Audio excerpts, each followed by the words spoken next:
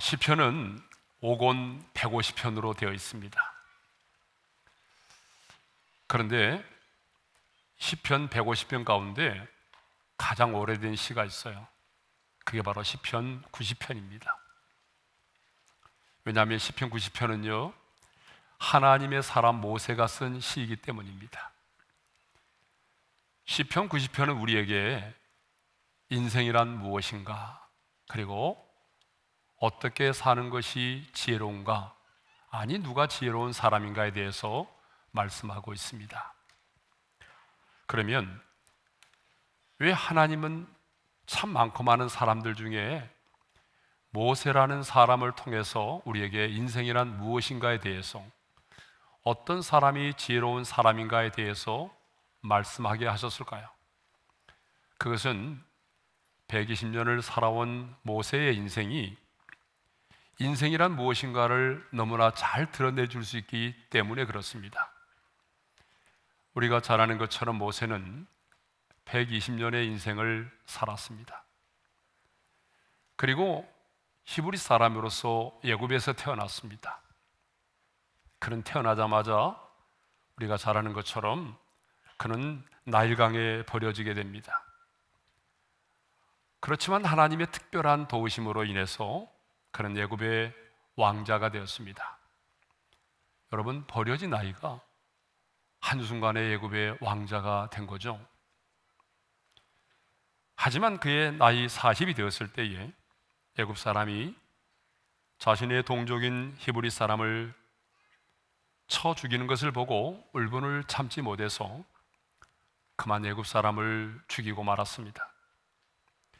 그런데 이 일로 인해서 미디안 광야로 도망을 갈 수밖에 없게 되었고, 미디안 광야에서 40년 동안 장인 이드로의 양떼를 치면서 천민으로 살았습니다. 한순간 애굽의 왕자가 여러분 양떼를 치는 천민이 되어버린 것입니다. 미디안 광야에서 훈련의 기간 40년이 찼을 때에, 그러니까 그의 인생의 나이 80이 되었을 때에 그는 하나님의 부르심을 받아 애굽으로 내려가서 자기 백성을 구원하여 내었습니다. 그리고 광야 40년 동안 지도자로서 이스라엘 백성들을 인도한 다음에 마침내 이스라엘 백성들을 가나안 땅으로 들여보내는 일까지 하게 됩니다. 그리고 자신은 꿈에도 그리던 가나안 땅을 바라보면서 하나님의 뜻을 따라 조용히 죽었습니다. 이것을 보게 되면 모세는요 탄생부터 죽음에 이르기까지 한 편의 영화와 같은, 한 편의 드라마와 같은 인생을 살았습니다. 모세의 인생 120년은 정확하게 40년, 40년, 40년으로 나뉘어져 있습니다. 애굽의 궁중에서 실력을 쌓는 40년, 미디안 광야에서 훈련을 받는 40년, 그리고 마침내 지도자로서 구원받은 백성들을 인도하는 일에 광야 40년을 보냈습니다.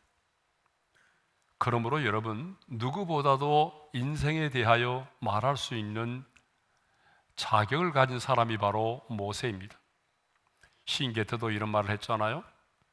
눈물 젖은 빵을 먹어보지 못한 사람과는 인생을 얘기하지 말라. 눈물 젖은 빵을 먹어본 사람만이 인생이 무엇인지에 대하여 말할 수 있다는 얘기죠. 여러분 그렇잖아요. 학교도 들어가지 않은 유치원생이 인생은 이런 거야 라고 말한다면 누가 그 아이의 말을 귀담아 듣겠어요? 결혼도 하지 않고 직장 생활에 경험도 없는 사람이 돈 좀 벌었다고 해서 인생은 바로 이런 것입니다 라고 말한다면 여러분 누가 그 사람의 말을 귀담아 듣겠습니까? 왜 많은 사람들이 지금도 103세가 되는 김형석 교수를 초청하여 강의를 들으려고 합니까? 100세를 넘게 살아오신 그 교수님의 인생 속에서 얻고자 하는 교훈이 있기 때문이죠. 그래서 이 김형석 교수님은 강의를 할 때마다 주로 이런 표현을 많이 사용하십니다. 살아보니까, 내가 인생을 살아보니까 인생은 이렇더라고 말씀을 참 많이 하십니다. 김 교수님은 한 강의에서 이런 말씀을 하셨어요. 인생에서 제일 좋고 행복한 나이는 몇 세부터 몇 세까지라고요? 60세에서 75세까지이고 성장하는 동안은 늙지 않는다라고 말씀하셨어요. 그리고 60대엔 제2의 출발을 해야 한다. 독서로 대변되는 공부를 다시 시작하고 놀지 말고 일하라. 과거에 못했던 취미 활동도 시작하라고 하는 그런 말씀을 참 많이 하시죠. 근데 여러분, 이런 강의를 들으면 어때요? 감동이 되고 깨달음이 되잖아요. 특히 60대를 살아가는 우리들에게는 더욱더 감동이 되는 그런 말씀이기도 합니다. 여러분, 누가 인생을 말할 수 있습니까? 오랫동안 인생을 살아오면서 인생의 사계절, 봄, 여름, 가을, 겨울을 경험해 본 사람만이 인생을 이야기할 수 있는 거죠. 그런데 바로 그 사람이 모세였다는 사실입니다. 그래서 하나님은요, 120년의 인생을 한 편의 드라마처럼 살아온 모세를 통하여 인생이란 무엇인가, 누가 지혜로운 사람인가에 대해서 말씀하고 있는 것입니다. 자, 모세는 본문 12절에서 우리에게 우리 날 계수함을 가르치사 지혜의 마음을 얻게 해달라고 기도하고 있습니다. 자, 우리 12절의 말씀을 함께 읽겠습니다. 다 같이요. 우리에게 우리 날 계수함을 가르치사 지혜로운 마음을 얻게 하소서. 여기 계수한다는 말이 나오죠. 여러분, 이 계수한다는 말은 이건 세어본다는 말이에요. 영어로 카운트한다는 말이죠. 그런데 여러분, 성경에 보게 되면 이 계수한다는 말이 참 많이 나옵니다. 검색을 해보니까 101번 나온대요.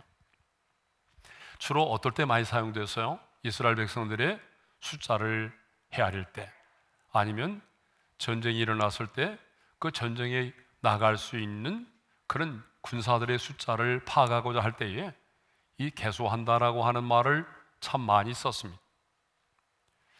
그런데 모세는 지금 우리에게 우리 날 계수함을 가르쳐 달라고 말하죠.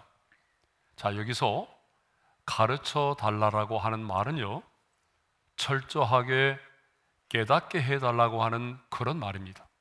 그러니까 우리에게 우리 날 계수함을 가르치사라고 하는 말은 내 인생의 남은 날이 얼마인지를 철저하게 깨달아 알게 해달라고 하는 그런 말이에요. 자, 그러면 여기서 나를 계수한다는 말은 어떤 의미를 가지고 있을까요? 자, 여기서 인생의 나를 계수한다라고 하는 말은요, 단순히 숫자만을 세는 것이 아닙니다. 자, 예를 들어 볼까요? 여러분, 오늘이 며칠이죠? 12월 18일이죠. 나를 잊고 사시는군요. 자, 오늘이 12월 18일입니다. 자, 오늘부터 13일이 지나면 여러분 2022년 한 해가 끝이 나고 우리는 새해를 맞이하게 되는 겁니다. 그런데 여러분, 오늘이 그래 12월 18일이니까 13일만 지나면 끝나네 라고 여러분들이 숫자적인 개념으로만 그렇게 카운트한다면 여러분의 인생의 날수를 숫자로만 세는 겁니다. 그런데 모세가 지금 말하고 있는 인생의 날을 계수한다라고 하는 말은 숫자적인 의미를 센다는 게 아니에요. 인생의 남은 날들에 대해서 의미를 부여하면서 숫자를 세는 것을 말하죠. 또 하나 예를 들어 보겠습니다. 제가 현역으로 제대를 했어요. 그래도 군에 가서 이제 훈련소에 입소를 하게 됐습니다. 여러분, 훈련소에 들어가게 되면요, 지금도 그런지 모르겠지만 예전에는 그 훈련 수첩이라고 하는 걸 줬어요. 그 수첩을 보게 되면 거기에 뭐 군가도 있고 복무 규정도 있어요. 거기에 보면은 카렌다도 있어요. 훈련소의 하루하루가 힘들잖아요. 그러면 훈련소에서의 하루에 훈련을 마치고 나면 저는 화장실에 들어가서 있잖아요. 그 볼펜을 가지고 그 날을 새까맣게 지워갔어요. 훈련 받을 때마다 그 날들을 지워가면서 화장실이니까 속으로 중얼거렸어요. 오늘 또 국방부 시계는 간다 이러면서 나를 지워갔어요. 여러분, 이것은요 나를 카운트하는 게 아니에요. 이거 숫자 조금만 세는 거잖아, 그죠? 예. 그러니까 성경이 말하는 계수한다라고 하는 말은 이런 게 아니라는 거예요. 예. 숫자만을 세는 것이 아니에요. 또 하나 예를 들겠습니다. 미국에 이제 제 손주가 있잖아요.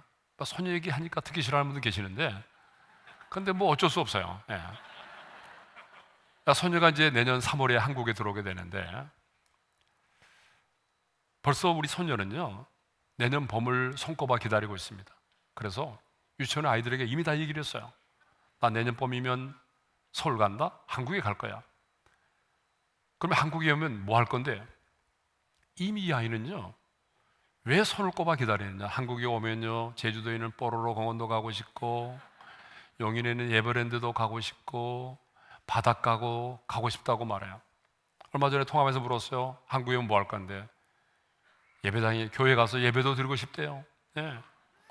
자, 이 아이는요 그냥 손꼽아 나를 기다리는 것이 아니라 한국에 돌아와서 그 날들에 어떤 일들을 할 것인가를 의미를 부여하면서 나를 기다리고 있다는 거예요. 여러분, 이것이 계수한다라고 하는 말의 의미예요. 네. 그러면 모세는 왜 인생의 날 계수함을 가르쳐 달라고 말합니까? 자, 다시 한번 12절의 말씀을 읽겠습니다. 다 같이요. 우리에게 우리 날 계수함을 가르치사 지혜로운 마음을 얻게 하소서. 우리에게 왜 인생의 날을 계수하라고 말하려 한 거면, 인생의 날을 계수하는 자가 지혜로운 마음을 얻게 된다는 거죠. 자, 여기 지혜로운 마음을 얻게 된다라고 할 때에 이 얻게 된다라고 하는 말의 의미가요, 이게 원문에 보게 되면 적용할 수 있게 하소서라는 말이에요. 그러니까 여러분, 인생의 날을 계수하여 어때요? 지혜로운 마음을 얻게 해달라는 말은 깨달은 것들을 우리의 삶에 적용하게 해달라는 말이죠.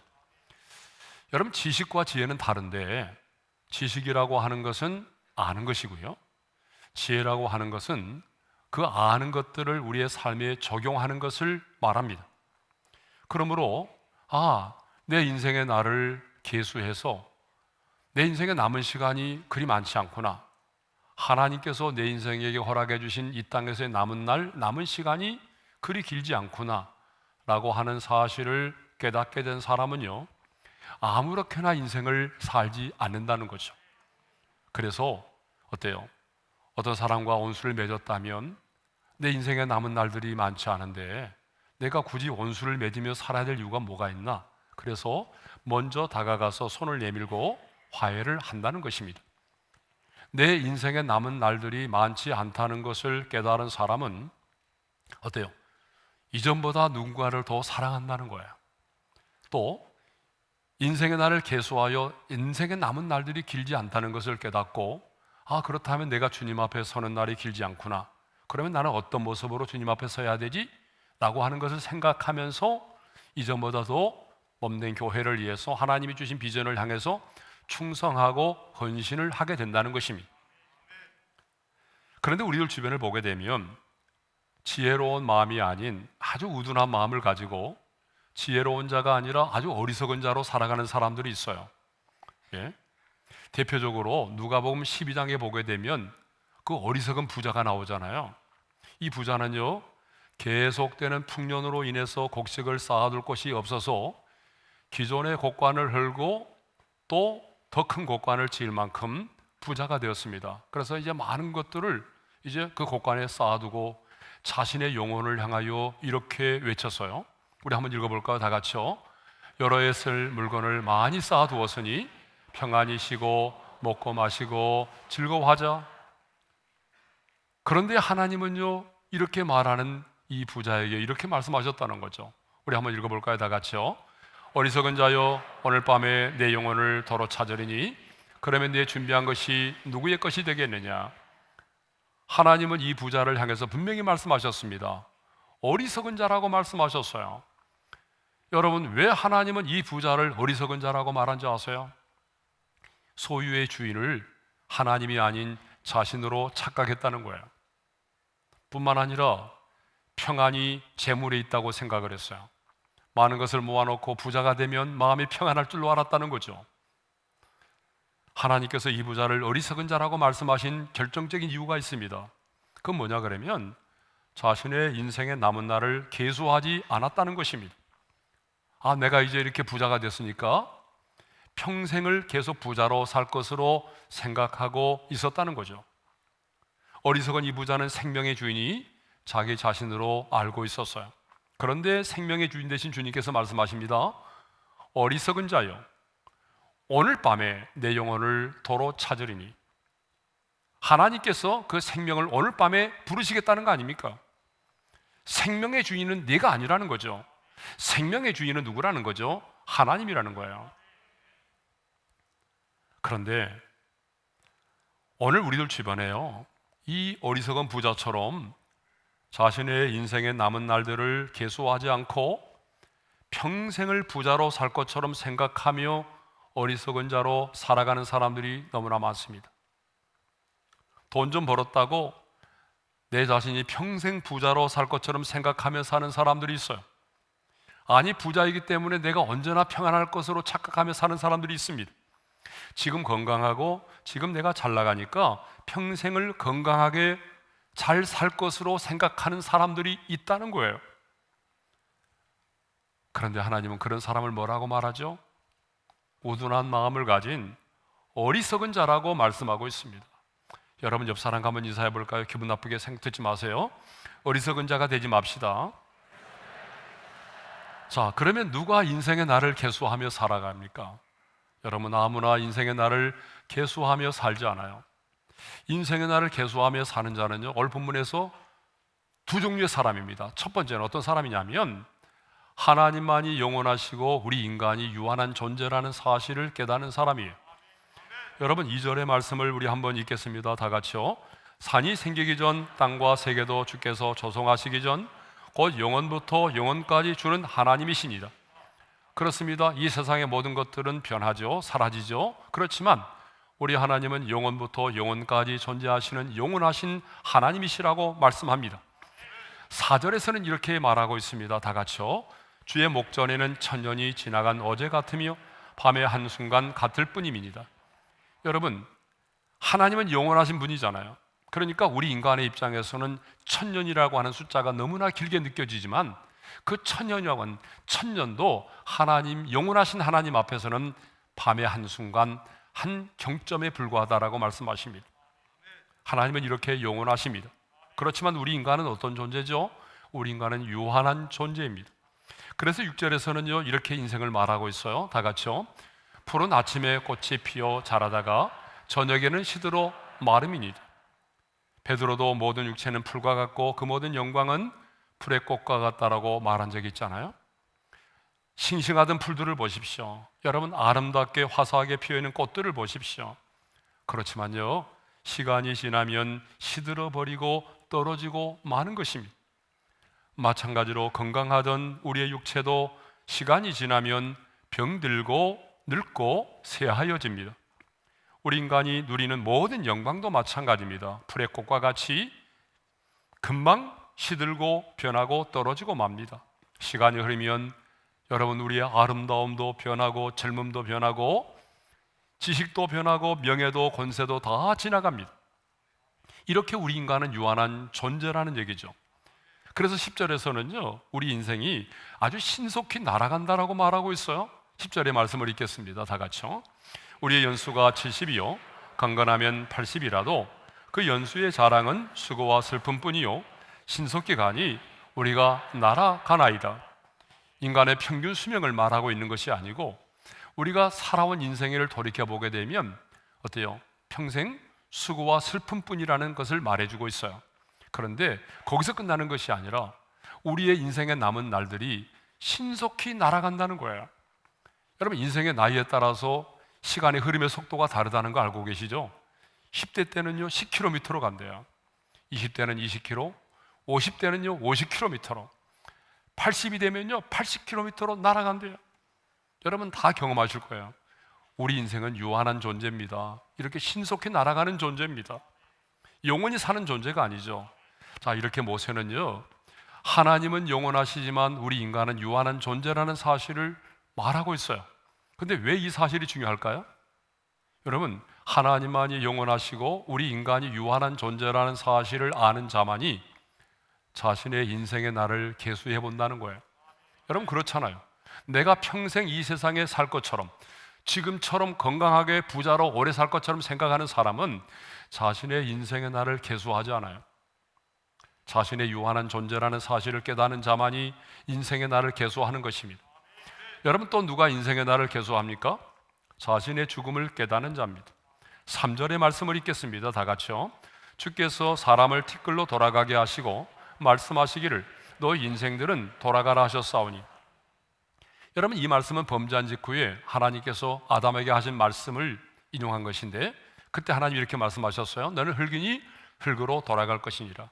여러분, 이 말씀처럼 아담의 후손으로 태어난 이 땅의 모든 사람들은요, 어때요? 이 세상에서 영원히 사는 것이 아니라 돌아가게 되어 있습니다. 한 사람도 예 없이 죽음을 경험할 수밖에 없다는 사실이죠. 자, 5절을 보게 되면 이런 말씀이 있습니다. 다 같이 읽어볼까요? 시작. 주께서 그들을 홍수처럼 쓸어 가시나이다. 여러분, 모세는요 120년의 인생을 살았어요. 120년의 인생을 살면서 모세는 정말 홍수처럼 이 땅을 떠나가는 수많은 사람들의 죽음의 모습을 목도를 한 사람이에요. 여러분, 그렇잖아요. 모세는요 홍해가 갈라졌을 때 뒤따라오는 애굽의 군대가 그 홍해바다 한가운데 호족거리다가 그 물속에서 수장되는 모습을 보았어요. 여러분, 수많은 사람들이 죽는 모습을 보았어요. 그때만이 아닙니다. 이스라엘 백성들이 하나님 앞에서 불평하고 원망하고 악평해서 하나님 앞에 범죄함으로 말미암아 그들이 가나안 땅에 들어가지 못하고 40년 동안 광야를 배회하면서 다 죽었잖아요. 여호수아 갈렙을 제외한 모든 사람이 죽었잖아요. 그러니까 여러분, 얼마나 많은 사람들이 이 땅을 떠나는 그 죽음의 현장을 보았는지 모릅니다. 그것만이 아닙니다. 하루에 2만 3천 명이 연병으로 죽는 것도 보았습니다. 정말 여러분, 모세는요 그 120년의 인생을 살아가면서 수없이 많은 사람들이 홍수처럼 이 땅을 떠나는 것을 목도한 사람이에요. 여러분, 지금도 우리가 사는 이 세상에는 하루에도 18만 명의 사람들이 이 땅을 떠난다고 합니다. 그런데 저와 여러분도 어느 날 어느 순간에 그 18명의 사람들 속에 우리도 포함될 수밖에 없다는 사실이죠. 여러분이 아무리 부정하고 싶어도 저와 여러분도 언젠가는 이 땅을 떠나는 그 18만 명의 사람들 속에 합류될 수밖에 없는 사람들입니다. 여러분, 죽음은 멀리 있지 않아요. 많은 사람들이 죽음을 생각하지도 않고 죽음은 나와는 거리가 먼 것처럼 그렇게 생각하며 살아갑니다. 아닙니다. 여러분, 죽음은 멀리 있지 않아요. 그래서 다윗은 이렇게 말했습니다. 다 같이요. 나와 죽음의 사이는 한 걸음뿐이니라. 여러분, 죽음은 멀리 있지 않습니다. 죽음은 멀리 있는 곳이 아닙니다. 죽음과 나와의 거리는 뭐예요? 한 걸음밖에 되지 않는다는 거예요. 한 걸음만 내디디면 그것이 바로 죽음이에요. 죽음은 남의 일이 아닙니다. 여러분, 누가 자신의 인생의 날들을 계수하며 살아갑니까? 내가 죽는다는 사실을 아는 사람이, 나의 죽음을 깨닫고 살아가는 사람입니다. 여러분, 안타깝지만 우리는 이 땅에서 하루하루를 살아가는데, 하루하루를 살아가면 내가 하루를 살아가는 것만큼 죽음의 종착역에 가까워지는 것입니다. 아니, 하나님 나라의 소망을 두고 살아가는 우리들에게는 이 땅에서의 하루가 짧아지면 하나님의 나라에서 하루가 길어진다고 말할 수 있겠죠. 아무튼 이 땅을 살아가는 우리 모두는 언젠가는 이 땅을 떠나야 된다는 사실입니다.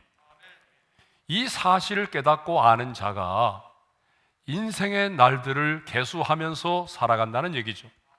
그러면 자신의 인생의 날을 계수하며 지혜로운 마음을 얻게 된 자는 어떻게 살아갈까요? 자, 인생의 날을 계수하는 자는 지혜로운 마음을 갖게 된다고 그랬잖아요. 그러면 자신의 인생의 날을 계수하여 지혜로운 마음을 얻게 된 사람은 어떤 삶을 살아갈까요? 여러분, 카이로스의 삶을 산다는 것입니다. 크로노스의 시간을 카이로스의 시간으로 승화시켜서 살아간다는 얘기죠. 참 어려운 얘기죠. 그러나 좀 설명을 할게요. 여러분, 우리나라 사람들은 시간의 개념이 하나예요. 그렇지만 고대 그리스 사람들에게는 시간의 개념을 가르쳐주는 단어가 두 가지가 있어요. 하나는 크로노스라는 시간이 있고 또 하나는 카이로스라는 시간이 있습니다. 개념이 다릅니다. 그러면 크로노스의 시간은 뭐죠?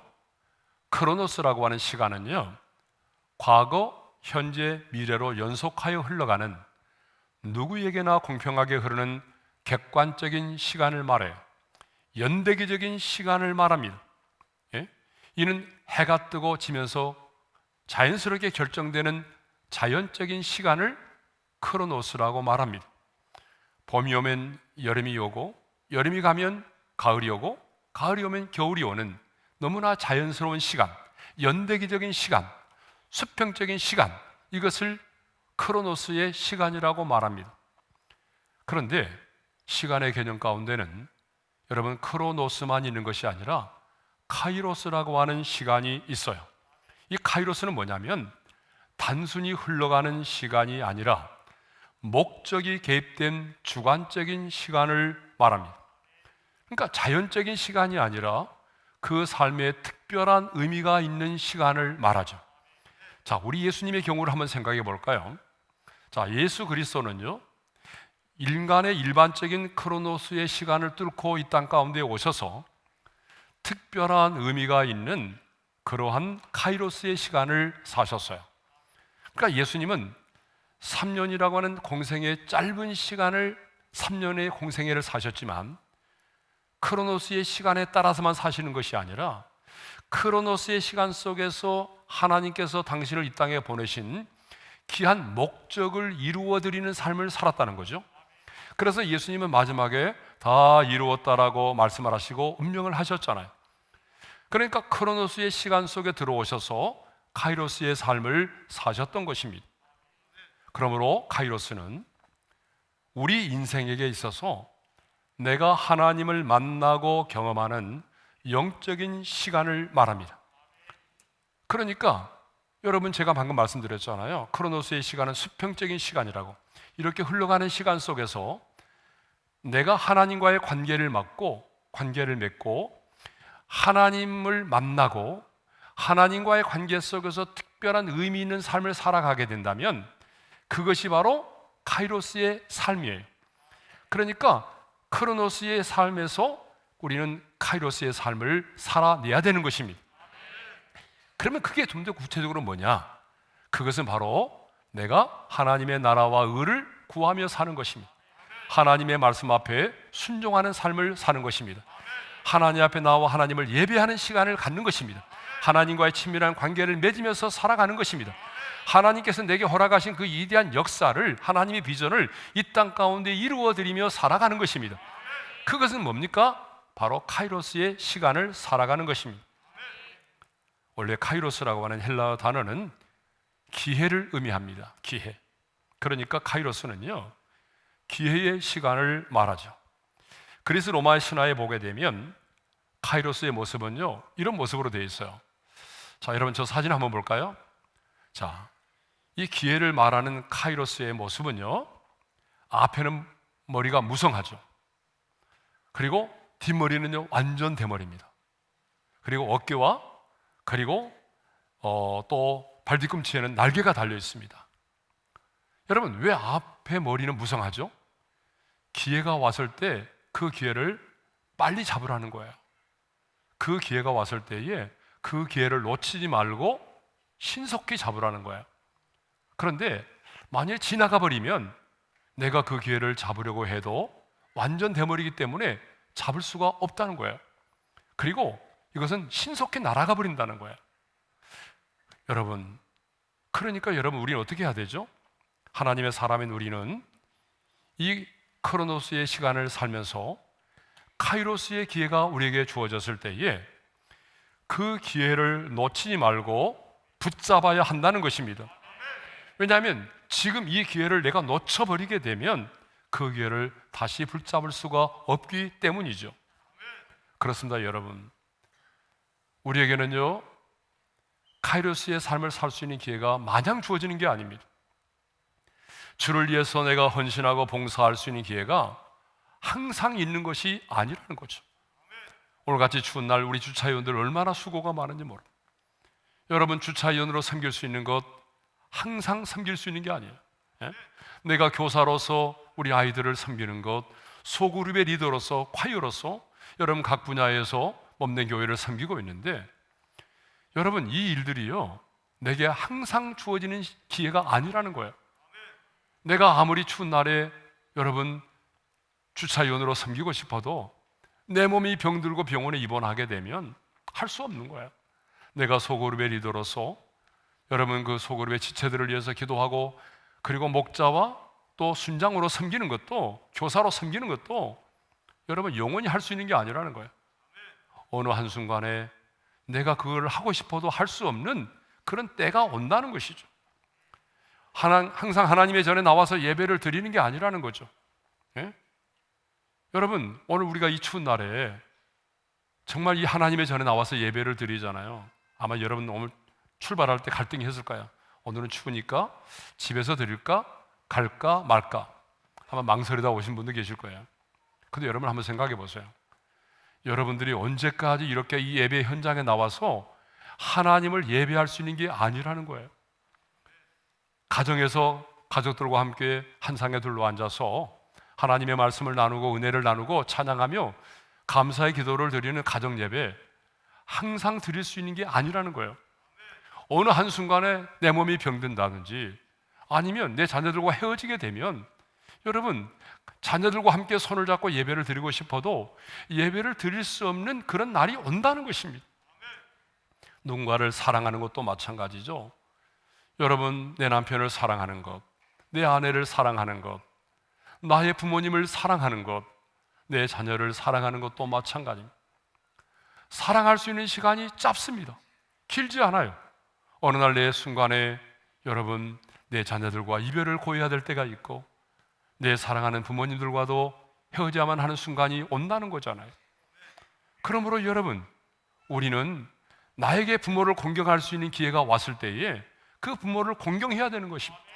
부모님이 떠나고 나면 아무리 부모를 그리워하고 효도를 하고 싶어도 우리는 부모님에게 공경할 수가 없는 거예요. 이제 2022년 한 해가 저물어 가고 있습니다. 한 해가 저물어 가는 이 시점에 여러분의 인생의 날들을 한번 계수해 보시기를 바랍니다. 하나님이 내 인생 가운데 허락하신 인생의 날들이 얼마나 될까?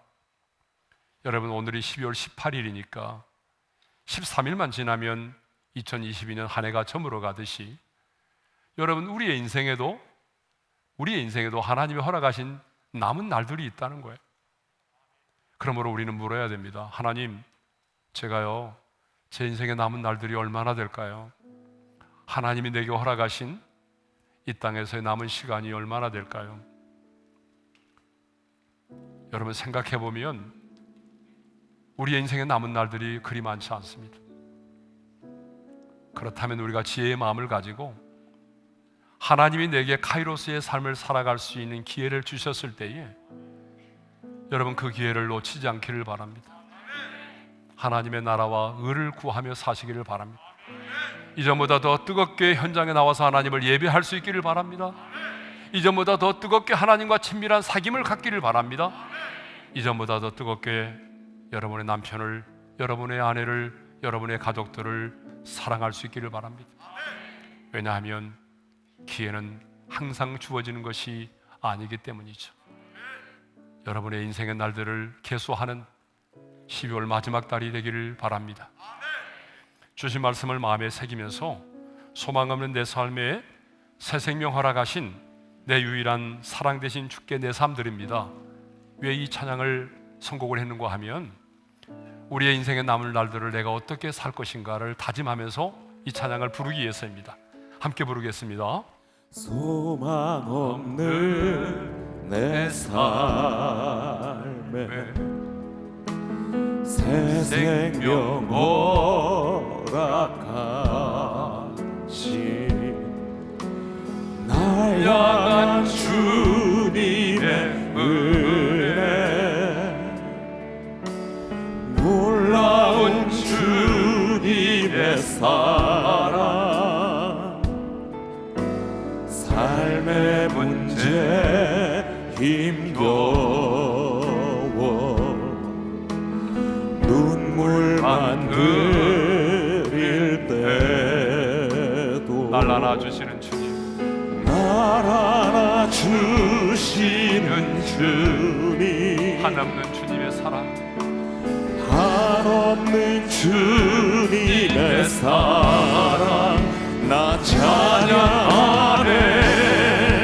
나의 믿음 주께 드려, 나의 삶이 주를 향해 내 유일한 사랑 대신 주께 내 삶 드리리.